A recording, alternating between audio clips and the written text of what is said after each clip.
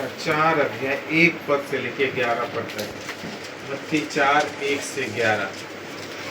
मत्ती 4 1 से 11। मत्ती रखी सुसमाचार उसका 4 अध्याय 1 से लेके 11 पद तक। चलिए तो दो पद पढ़िए, तो आप ही लोग दो पद चलिए। तब आत्मा यीशु को जंगल में ले गया ताकि इब्लिस से उसकी परीक्षा हो। वह 40 दिन और 40 रात निराहार रहा। तब उसे भूख लगी। तब परखने वाले ने पास आकर उससे कहा, यदि तू परमेश्वर का पुत्र है तो कह दे कि ये पत्थर रोटियां बन जाएं। यीशु ने उत्तर दिया, लिखा है, मनुष्य केवल रोटी ही से नहीं परंतु हर एक वचन से जो परमेश्वर के मुख से निकलता है जीवित रहेगा। तब इब्लिस उसे पवित्र नगर में ले गया और मंदिर के कंगूरे पर खड़ा किया और उसने कहा, यदि तू परमेश्वर का पुत्र है तो अपने आप को नीचे गिरा दे, क्योंकि लिखा है, वह तेरे विषय में अपने स्वर्गदूतों को आज्ञा देगा और वे तुझे हाथों हाथ उठा लेंगे, कहीं ऐसा ना हो कि तेरे पाँव में पत्थर से ठेस लगे। यीशु ने उससे कहा, यह भी लिखा है, तू प्रभु अपने परमेश्वर की परीक्षा न कर। फिर इब्लिस उसे एक बहुत ऊंचे पहाड़ पर ले गया और सारे जगत के राज्य और उसका वैभव दिखाकर उससे कहा, यदि तू गिरकर मुझे प्रणाम करे तो मैं यह सब कुछ तुझे दे दूंगा। तब यीशु ने उससे कहा, हे शैतान, दूर हो जा, क्योंकि लिखा है, तू प्रभु अपने परमेश्वर को प्रणाम कर और केवल उसी के उपासना कर। तब शैतान उसके पास से चला गया और देखो स्वर्गदूत आकर उसकी सेवा करने लगे। यहाँ तक आमीन। तेरा धन्यवाद हो हे ख्रिस्त ईश्वर के मेमना, जो ले जाता है जगत का पाप, हम पर अनुग्रह कर। हे ख्रिस्त ईश्वर के मेमना, जो ले जाता है जगत का पाप, हम पर अनुग्रह कर। हे ख्रिस्त ईश्वर के मेमना, जो ले जाता है जगत का पाप, हमारी रक्षा कर।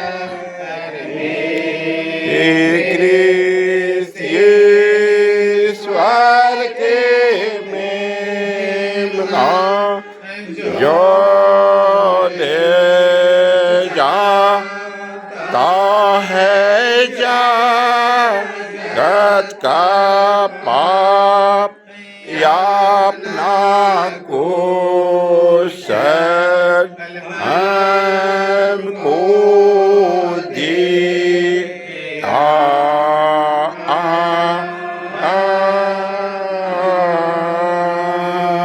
आमीन। हम लोग सब मिलके विश्वास दर्पण को करेंगे।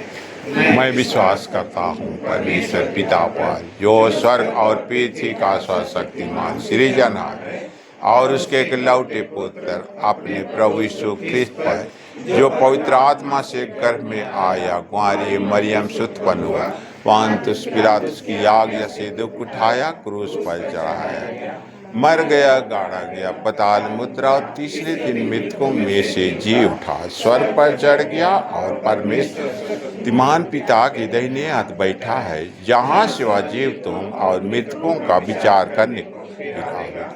मैं विश्वास करता हूँ पवित्र आत्मा पर, एक ही पवित्र पितानी कलीसिया, पवित्रों की संगत पर, पापों की क्षमा, देह के जी उठने और अनंत जीवन पर।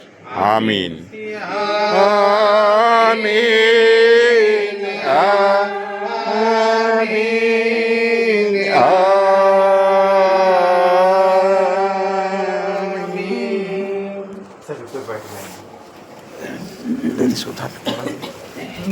सभी कोई बैठ जाएंगे। थोड़ा ऊपर बैठ।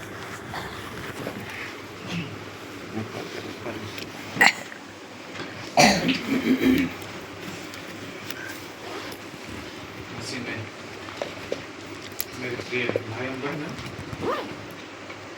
फिर से प्रभु परमेश्वर का धन्यवाद हो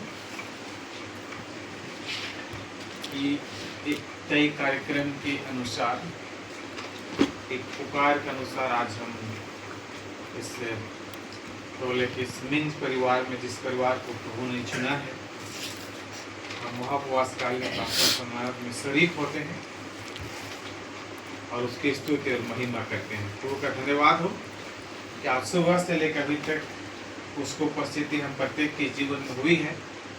हम विभिन्न क्रियाकलापों में व्यस्त रहे, लेकिन प्रभु परमेश्वर जिसका नाम है इमानुएल, तो हमारे संग साथ रहा और इस संध्याकालीन समय में यहाँ तक ले पहुँचाया कि हम प्रार्थना समाज में शरीक होकर उसके गीतों को गा सके, वचनों को सुन सके। इससे बढ़कर हम उसकी स्तुति कर सके, उसकी महिमा कर सके, उसकी जय जयकार कर सके।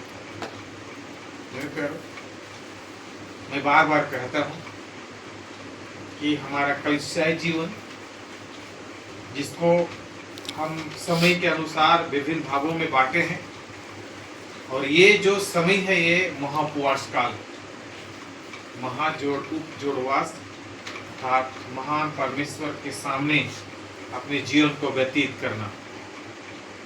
और जब हम इस संसार में अपने जीवन को यापन करते हैं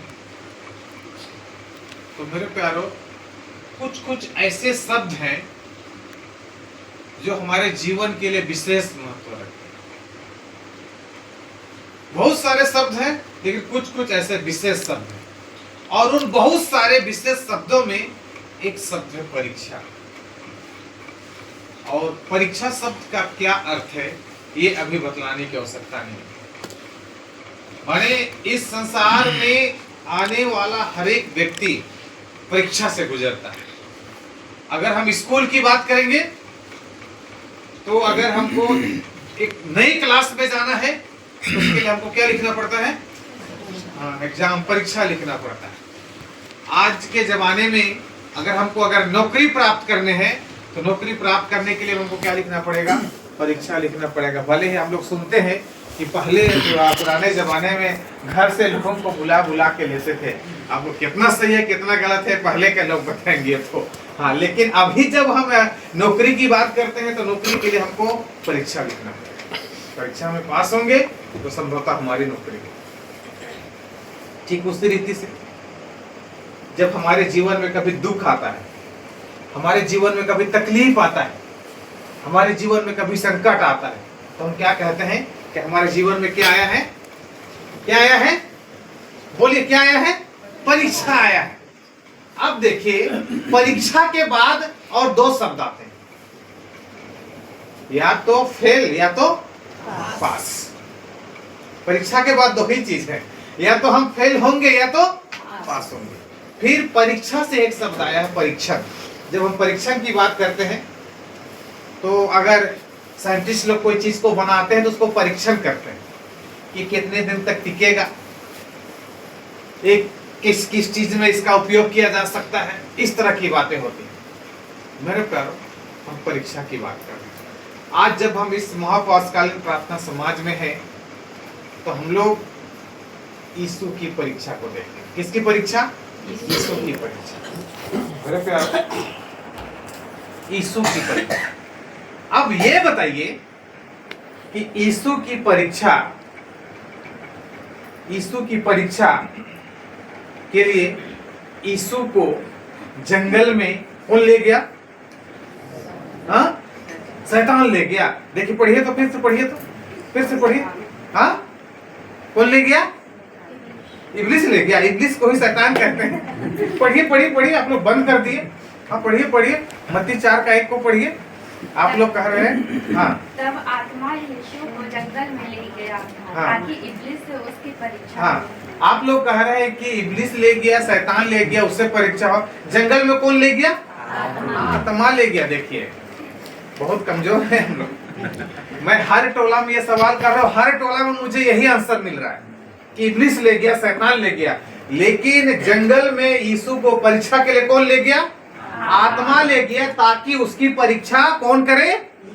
शैतान, इब्लिस करे। इब्लिस शैतान वही है मेरे प्यारे। अब देखिए, मैंने एक क्लास से दूसरे क्लास की बात की, मैंने नौकरी प्राप्त करने की बात की, मैंने जीवन में दुख तकलीफ की बात की, उसके लिए परीक्षा की बात मैंने की। और अगर आपको इस क्लास से ऊपर क्लास जाना है और अगर आपको नौकरी प्राप्त करना है और परीक्षा की बात आ रही है, तो आप हम क्या करते हैं? क्या करते हैं? हाँ, क्या करते हैं? तैयारी करते हैं, कठिन मेहनत करते हैं। मेरे प्यारों, चूंकि 1 से लेके 5 दिन तक विभिन्न चीजें बनाई गई और 6वें दिन में मनुष्य जाति बनाया गया, लेकिन आदम वाटिका में घटना घटी कि आदम और हवा परमेश्वर का आज्ञा का क्या किए? उल्लंघन किए। परिणाम स्वरूप शैतान के जकड़न में फंस गए। शैतान के जकड़न में फंस गए तो परमेश्वर जो प्रेमी परमेश्वर है, परमेश्वर जो दयालु परमेश्वर है, परमेश्वर जो अनुग्रहकारी परमेश्वर है, परमेश्वर जो हम सबों की रचना की है,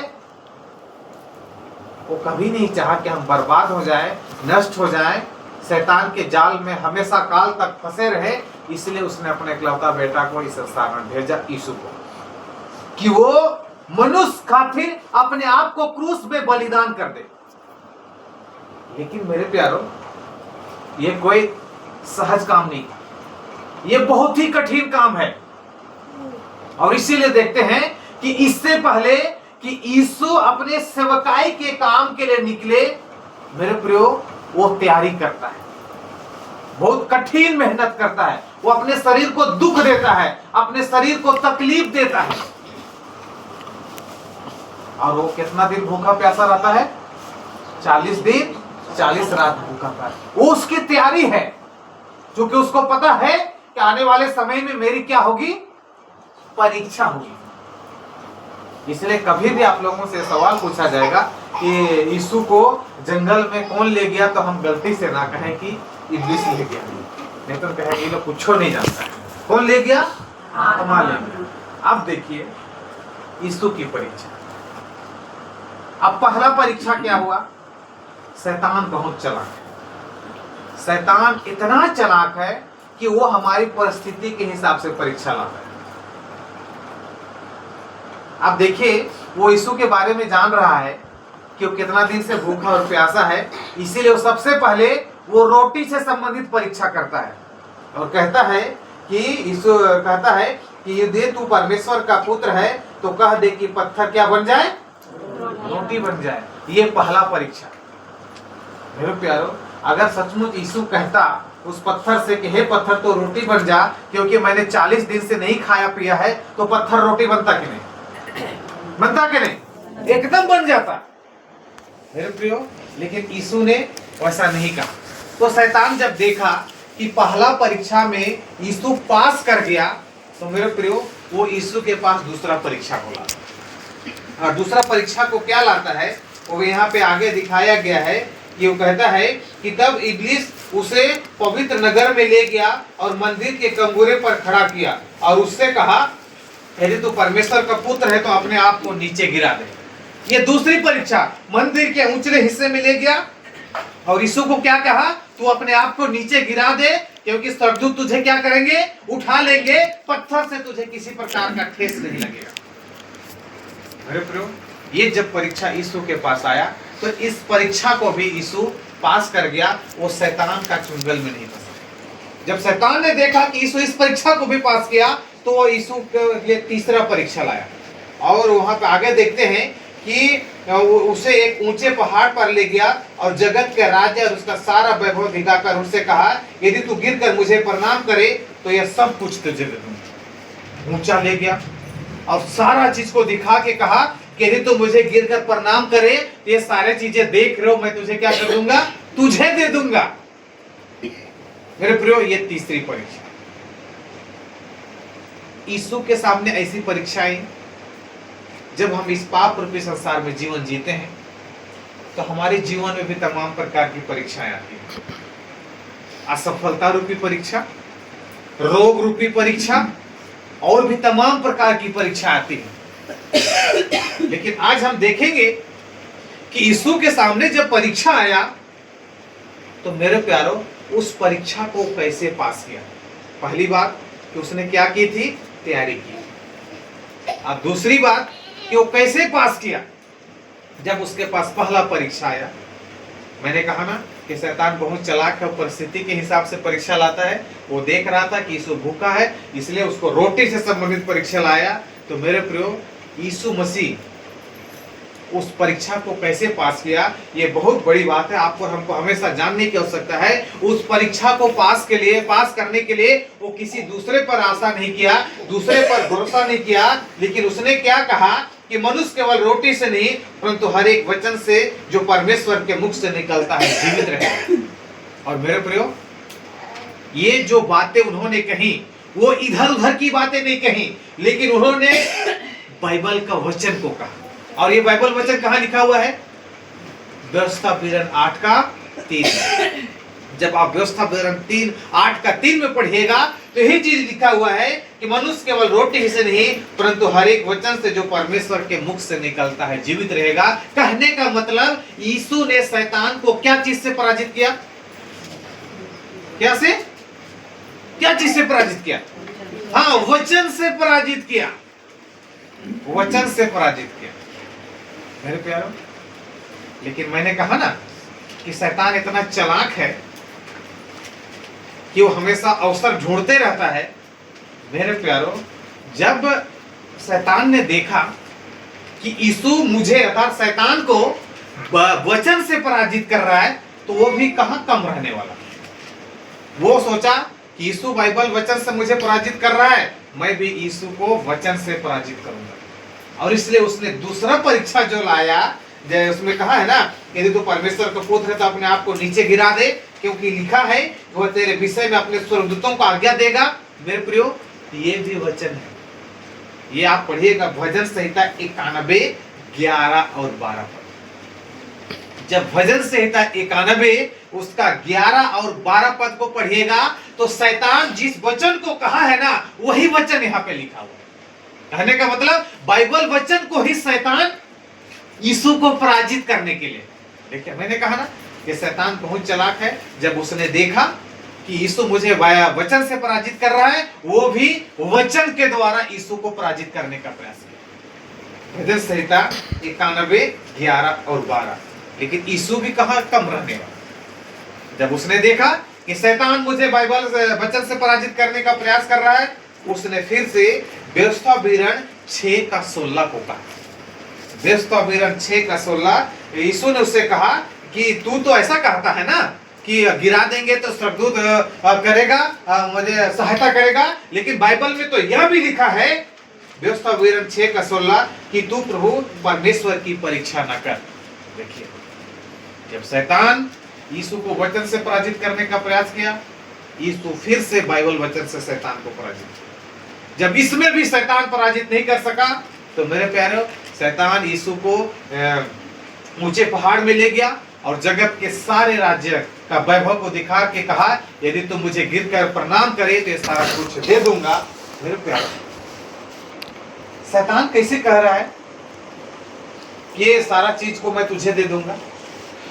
कैसे कह रहा है?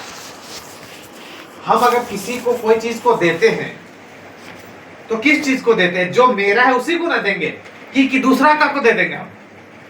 बताइए तो।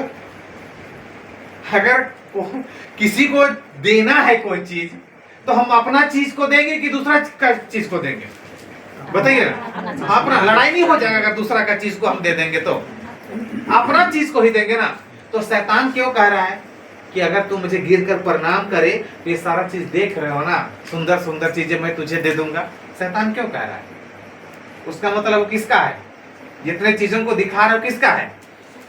शैतान का है तब तो। लेकिन शैतान का कैसे हो गया? बनाने वाला तो परमेश्वर है, रचने वाला तो परमेश्वर है। हाँ? बताइए क्या कुछ बोल रहे हैं, बोलिए ना, बोलिए। प्रलोभन देके। देखिए हम पुराना जमाना में मैं आप लोगों को ले जाना चाह रहा हूँ। पुराना जमाना, बैठे रहिए, जाना नहीं है, मैं विचार का बात कर रहा हूँ।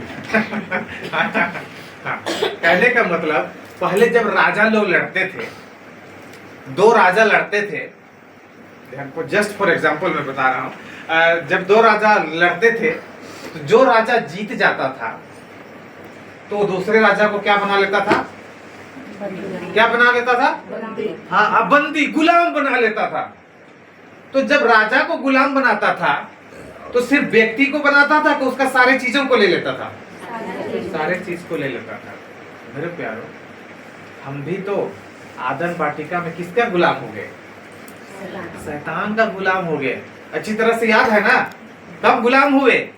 जब एक बड़ा सा अजगर किसके पास गया? हवा के पास गया और उससे बातचीत करने लगा, मीठा मीठा बातचीत, बहुत ही सुंदर सुंदर, बहुत ही मीठा मीठा। और क्या कहा कि सचमुच ऐसा कहा है कि यदि तू उस वृक्ष का फल तो खाओगे तो मर जाओगे, ऐसा कहा है क्या? नहीं, उससे झूठ बोला है। तुम अगर उसको खाओगे तो किसके समान बन जाओगे? परमेश्वर के समान बन जाओगे। अब कौन बड़ा नहीं बनना चाहता? कौन महान नहीं बनना चाहता? बताइए तो। नहीं चाहते हैं, सब चाहते हैं ना। अब देखिए उसी समय हवा क्या की? फल को तोड़ी और खाई, और खुद खाई, और किसको खिलाई? आदम को खिलाई। कहने का मतलब मेरे प्रियो, फल खाना बड़ी बात नहीं है, लेकिन किस आज्ञा किसका पालन किया गया? शैतान का आज्ञा पालन किया गया, जिसके कारण वो आदम और हवा किसके हो गए? शैतान के हो गए। और उन सारी चीजों पे उस समय किसका अधिकार था? आदम और हवा का था। तो जब आदम और हवा शैतान का अधिकार हो गए तो आदम और हवा के लिए जितने भी चीजें थी वो किसका हो गया? इसीलिए तो शैतान क्या कह रहा है कि यदि तू मुझे गिर कर प्रणाम करे तो ये सारा चीज मैं तुझे दे दूंगा। तो मेरे प्यारो, यीशु ने क्या कहा?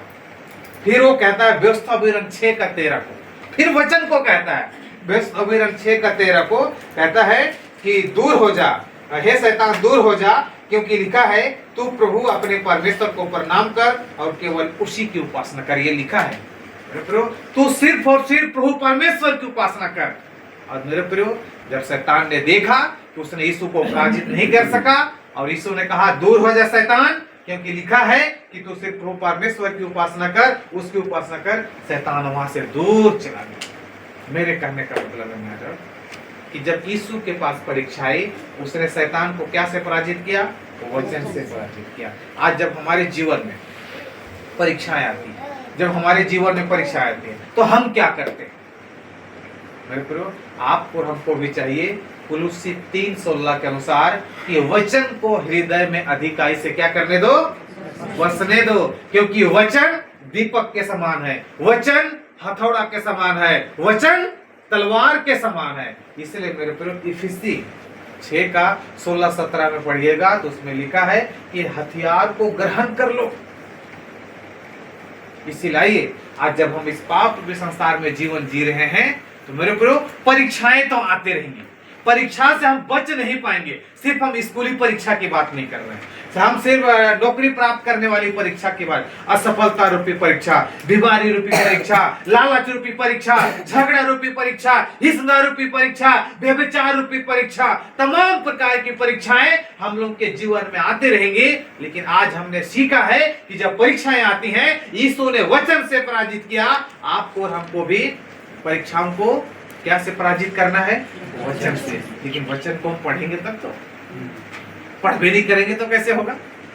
इसीलिए आपको और हमको चाहिए वचन पढ़ने के लिए हम लोग को समय निकालने की आवश्यकता है, वचन को हमको मनन करने की आवश्यकता है, वचन को चिंतन करने की आवश्यकता है, वचन को सोचने और समझने की आवश्यकता है। अब सोचने समझने की बात से पहले तो वचन हमको पढ़ने की आवश्यकता है। इसके लिए मेरे को रूटीन बनाने की आवश्यकता है। विशेषकर जो पढ़ने लिखना रहे हैं, हम स्कूली किताब में हम मतलब लट्टू हो जाते हैं, लेकिन वही इसमें जो बाइबल जो इसमें सारा कुछ है, जो जीवित वचन है, क्योंकि वचन कहता है यहोवा का भय मानना बुद्धि का आरंभ है। इस वचन के लिए, इस जीत वचन के लिए क्या हम 1 minute, 2 minute, 4 minute, 5 minute, 10 minute में क्या समय निकालते हैं?